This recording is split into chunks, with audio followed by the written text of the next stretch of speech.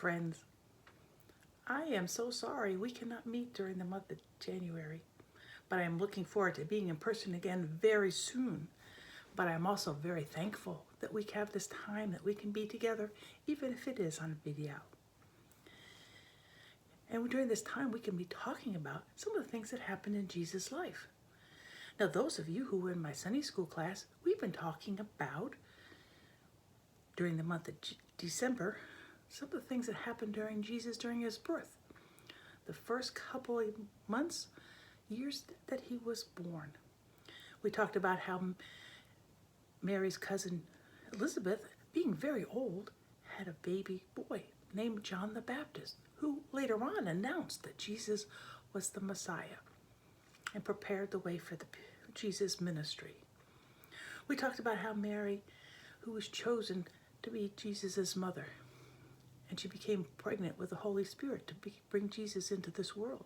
And now she and Joseph were just ordinary people, but they were very special because they loved and they were looking forward to the Messiah.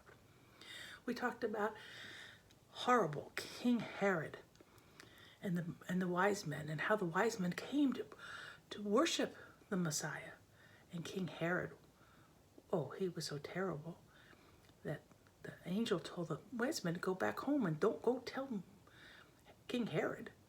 And he also, the angel told Joseph and Mary to go to Egypt so that the King Herod could not kill the baby.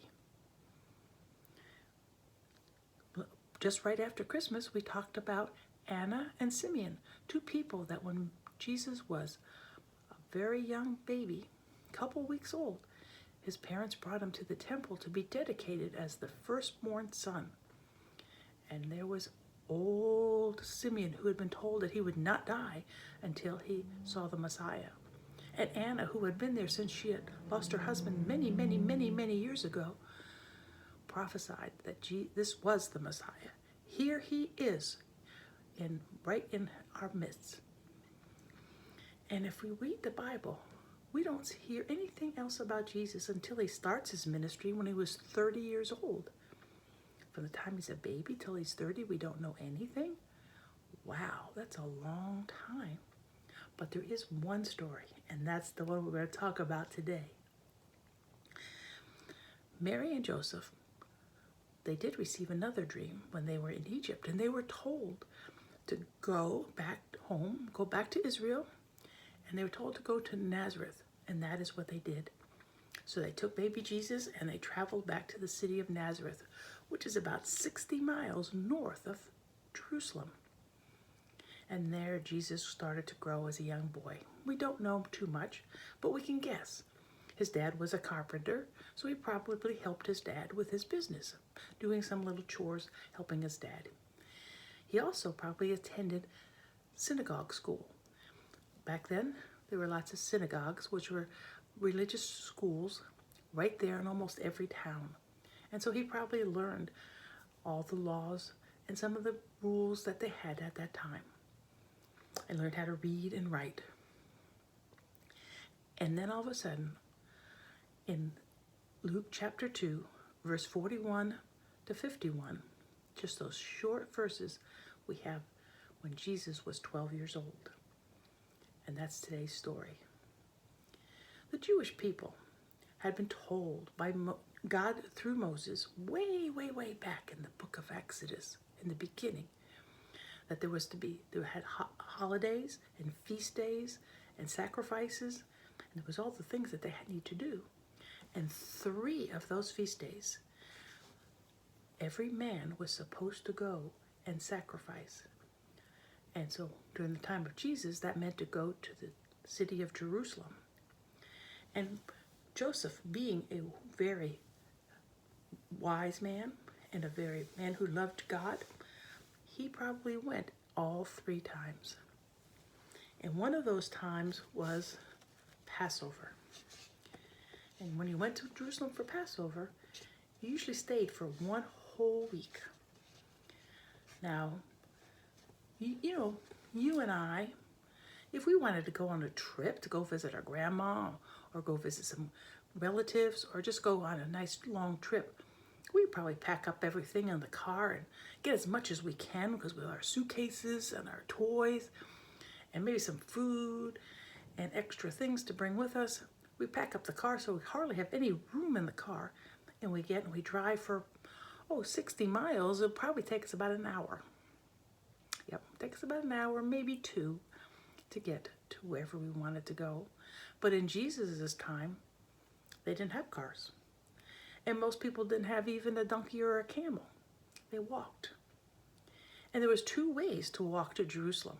One of them was 60 miles due south to Jerusalem, but it went through Samaria. And the Jewish people and the Samaritan people did not get along. As a matter of fact, very often someone would die on the trip. So a lot of people just avoided Samaria, and they went around the other way, which was longer. Like instead of being a 3-day walking trip, it was like a 5-day walking trip. But there also was bad guys, burglars, robbers on the road too. So you didn't usually go by yourself. So when these families would take these trips, they would go as maybe a whole town with their cousins and their friends. And Mary and Joseph took off and they went to Jerusalem. And I looked up a few things, and this is what the road, if you went the way of avoiding Samaria, when you got to Jericho and you had to go to eat west, this is the modern day picture of the road from Jericho to Jerusalem. But I don't see any restaurants. I don't see any big trees to hide under. It was hot. It was windy. It was through mountains. And off they would go. The last day would be very hard. Well, Mary and Joseph and Jesus went, and we don't know what happened. They did their sacrifice. They attended probably all the meetings and all the things they needed to do, and visited with family and friend from all over the place. What time they had together to celebrate what Jesus had done to them, had done to the Israelites way back when with Moses and the Passover and them getting out of slavery in Egypt. But when it was all over, everyone would pack up, carry their little bag, and they didn't have much to carry. They probably just had the clothes they had on, maybe, and they used their outer coat to wrap up at night, so they didn't have to bring extra clothes. They probably brought some food, probably a knife if they got into a fight, or a stick in case there was wild animals or bad guys. So they didn't have much to do, much to carry, and off they took. Off they went. So Mary and Joseph started walking, and all the children were walking, and the whole group of people were going back to Nazareth. And they traveled about one day when they stopped for the night, and Mary and Joseph went, "Jesus, time for supper. Comes Jesus." They couldn't find him. He wasn't there. They looked and they asked all their friends. They asked all of Jesus' friends, "Hey, did you see Jesus?" "No, I haven't seen him since we left Jerusalem." "We thought they were with you." They asked their cousins and their aunts and their uncles and their best friends and all the grown-ups, and everyone was going, "No, I didn't see Jesus. I thought he was with the other children." Mary and Joseph had to go back through the Jericho road back to Jerusalem. When they got to Jerusalem, they looked and they looked and they looked and they looked, and they couldn't find Jesus. It says for 3 days they looked. Could not find Jesus anywhere. Their boy. And you know what? I wonder if, seeing he's 12 years old, if he didn't have a brother or sister. So a little baby brother or sister, and they're looking for Jesus. But Mary and Joseph loved Jesus so much. They were so sad. Where could he be? And at last they went back to the big temple. And when we got there was Jesus with the teachers of the laws and the priests. And they were just sort of sitting. All the grown-up men who were big and powerful, and Jesus. And Jesus was asking questions, and they were answering them. And, well, you know what? I think I'm going to read what it says in the Bible. Like I say, it's in Luke chapter 2. It starts in verse 41, but I'm going to jump down a little bit.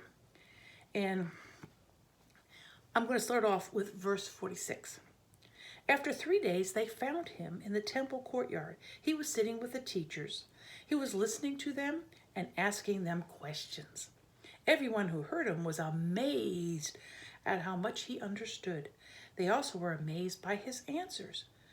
When his parents, Mary and Joseph, saw him, they were amazed. His mother said to him, "Son, why have you treated us like this? Your father and I have been worried about you. We've been looking for you everywhere." And Jesus said, and he answered them very nicely. He said, "Why were you looking for me? Didn't you know I would be in my Father's house?" But they didn't understand. He was saying that I wouldn't go anyplace else. This is where God lives, in this temple. This is where I would go. I would come and be with my Father. And then they went back to Nazareth. And he stayed and he obeyed his parents and this is all we know. He obeyed his parents from that time on. And his mother hid everything in her heart, everything that she saw. And then the last verse says, Jesus became wiser and stronger. He also became more and more pleasing to God and to people. So we don't know much, but what we know is that Jesus was, one, he was smart. He was growing in wisdom. Two, he was physically.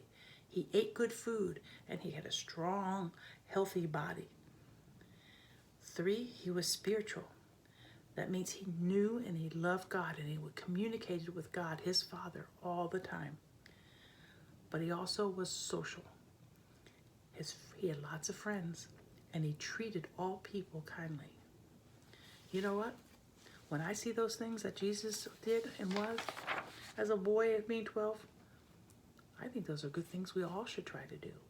We all should try to learn and understand and grow in our wisdom. We all need to grow physically, get stronger and healthier.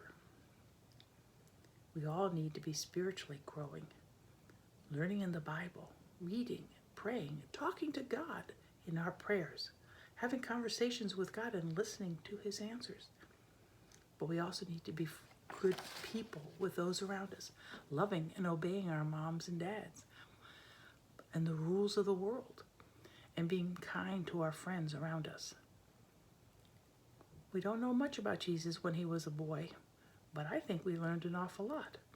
How important and the rules and the example he gave us. Hopefully we can all do those things. Have a great day. Bye.